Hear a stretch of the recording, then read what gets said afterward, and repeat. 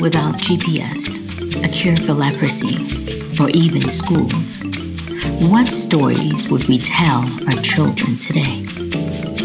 For many years, African women in STEM have proven to be resourceful.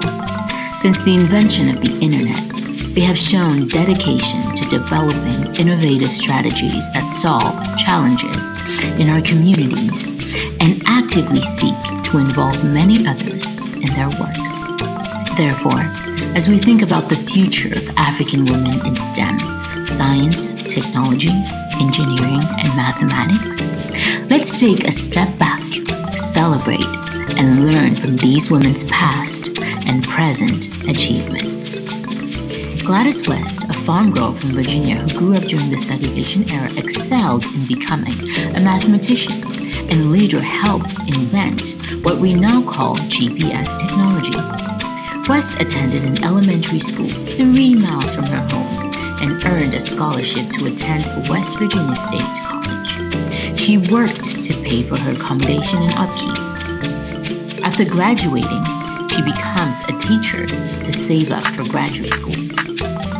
West became the second Black woman to work as a programmer in a naval base in Dahlgren and one of the 4 Black employees. She struggled with the feeling of inferiority, which pursued her to strive for excellence. She participated in protests against segregation, and her exceptional work earned her promotions at work. In the early 1960s, she proved the regularity of Pluto's motion relative to Neptune in award-winning research. She became the project manager for the CSAT radar altimetry project and later helped to invent GPS technology. West had a master's and PhD in public administration, but suffered a stroke at 68. She symbolizes persistence and courage.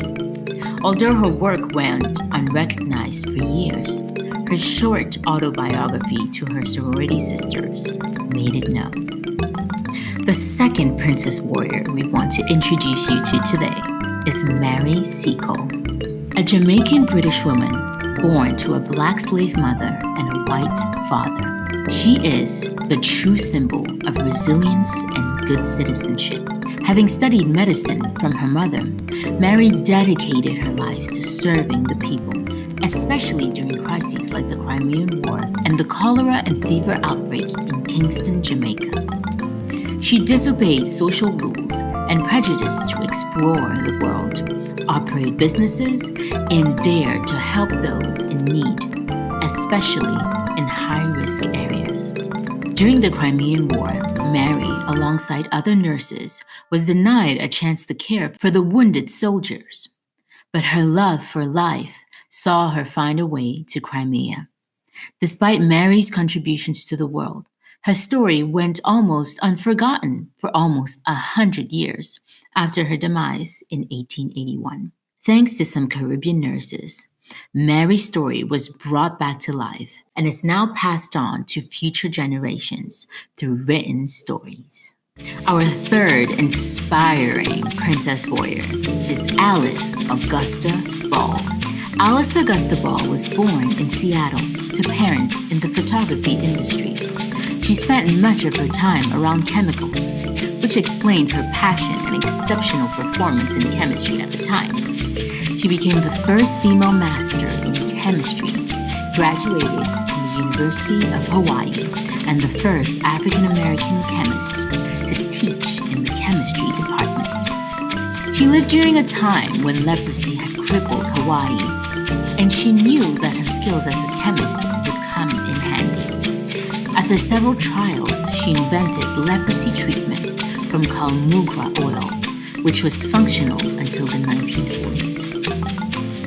The treatment was effective, but oil made it sticky, causing pain and vomiting and blisters, which prompted Alice to improve it into absorbable forms. Unfortunately, a short illness cut Alice's promising future short at the young age of 24 years old. The University of Hawaii failed to acknowledge her work for about 90 years, until the year 2000, when the institution honored her name. The government of Hawaii declared on February 28th Alice Ball Day, celebrated every 4 years. Next up, we have no other than Mary Jackson. Mary Jackson hailed from Hampton, Virginia. Mary studied mathematics and aerospace engineering.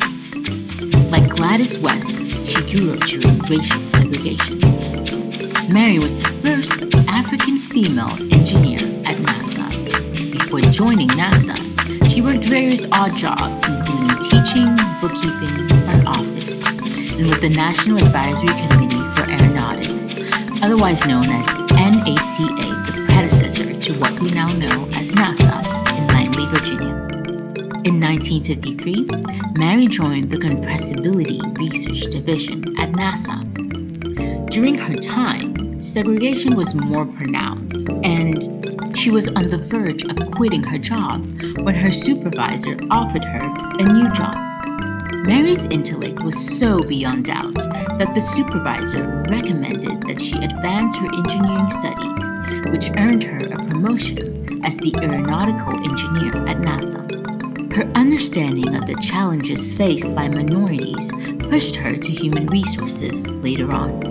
She worked as the Federal Women's Program Manager in the Office of Equal Opportunity Programs and as the Affirmative Action Program Manager until her retirement in 1978. Her leadership and dedication to the minority communities earned her several recognitions by charitable organizations. Sadly, she passed away in 2005. Yet, her story and other prominent and amazing women's story at NASA were featured in a movie dubbed Hidden Figures, which I'm sure you have all watched. If not, I urge you to go watch it right now after this video. In 2018, Jackson Elementary in Salt Lake City, Utah was renamed after Mary Jackson. And in 2020, just 2 years ago, NASA renamed its headquarters in DC after her. Islam's powerful legacy on education is evident in the work of Fatima Al-Firi of Fez, Morocco. Born in a healthy family, she inherited a considerable chunk of money from her merchant father. Instead of using it for selfish gains, she built the mosque and the University of Al-Qarawiyyin in 855 CE, which her people needed desperately. The institution became the first religious institution and the world's oldest university. Till this day, the institution's size is massive, leaving many to wonder how such a world-class institution was launched, planned, and financed by a Muslim lady over 1,100 years ago. Fatima's sacrifices illustrate putting one's faith above all earthly things. Her emphasis on education was to showcase the importance of knowledge acquisition by every man. The university has trained and produced many brilliant minds today, including historian Abdulrahman Ibn Khaldun and Gerbert Aralak, who became no other than Pope Sylvester II. Next up is one of my personal favorites, Mae Jemison, a doctor, an engineer, and NASA astronaut. Mae Jemison made history as the first African woman to travel to space. She published many books and was featured on TV programs like the Next Generation episode of Star Trek. The absence of female astronauts in Apollo, her favorite TV show, inspired her to journey to space. Jemison is a graduate from Stanford University with a Bachelor's of Science in Chemical Engineering and a Bachelor's of Arts in African and African American Studies. And she has a doctorate in medicine from Cornell Medical School. Mae Jemison's journey has been amazing thus far. She led research for the American Medical Student Association in Cuba, worked at the Cambodian refugee camp in Thailand, interned at Los Angeles County Medical Center, and worked with the Mercy Corps before opening her medical practice. She speaks fluent Russian, Japanese, and Swahili. Jemison's first application to NASA as an astronaut was rejected following the explosion of the Space Shuttle Challenger.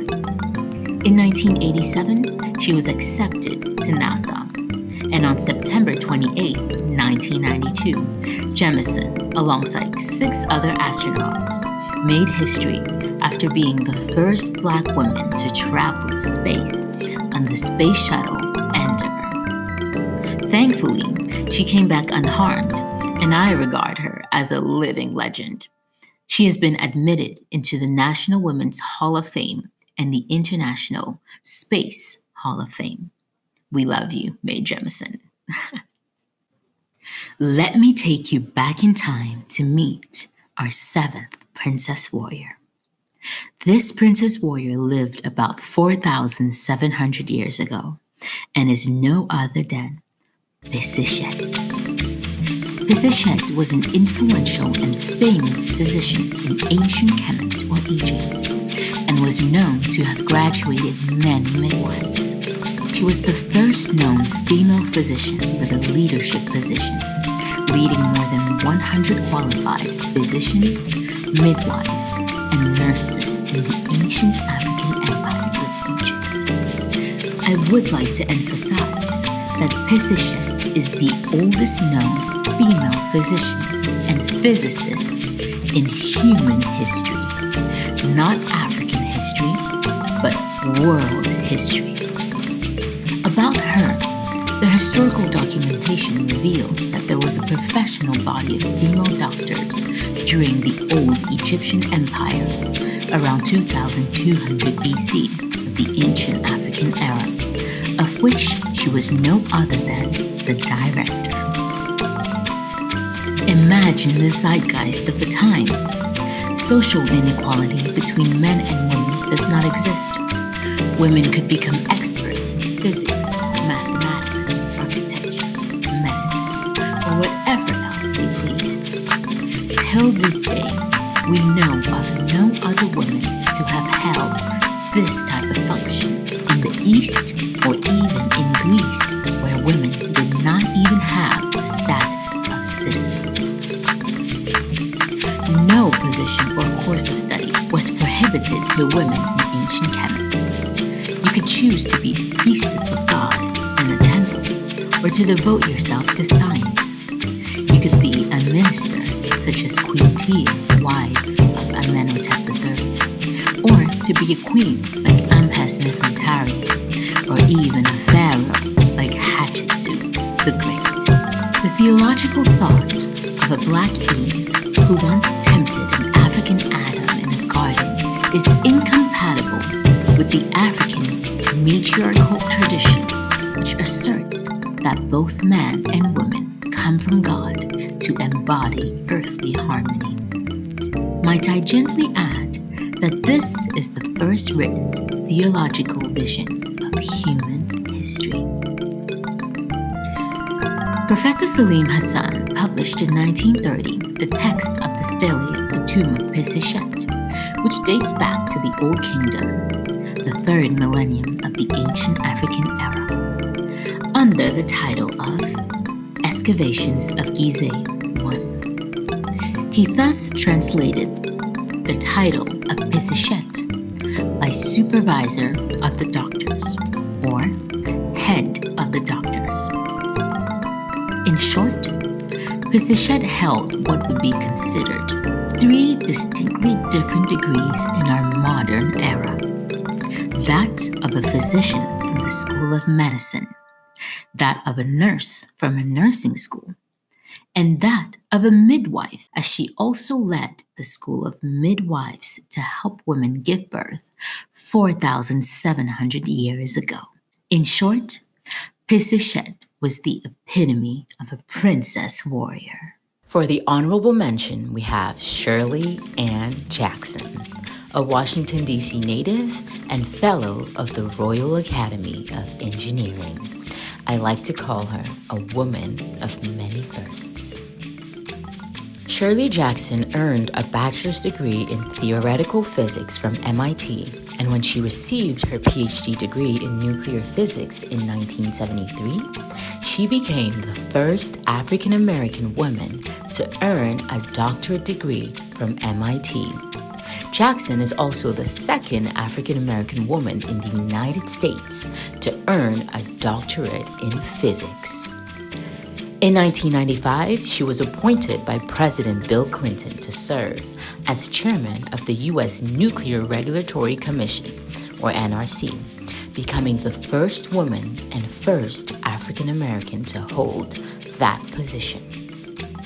She served as chair of the President's Intelligence Advisory Board under President Obama from 2014 to 2017 and is currently the 18th president of Rensselaer Polytechnic Institute, where she is the first woman and first African American to hold this position, a position she has held for 23 years.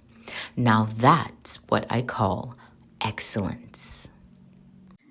So you that is listening today, know that you too can accomplish these amazing feats as well, as seeking education, knowledge, practice, and seeking a higher purpose is a revolution in itself. Through learning, you can solve many of the problems we are currently experiencing on the continent of Africa and as Black people around the globe. Know that ignorance is more costly than knowledge.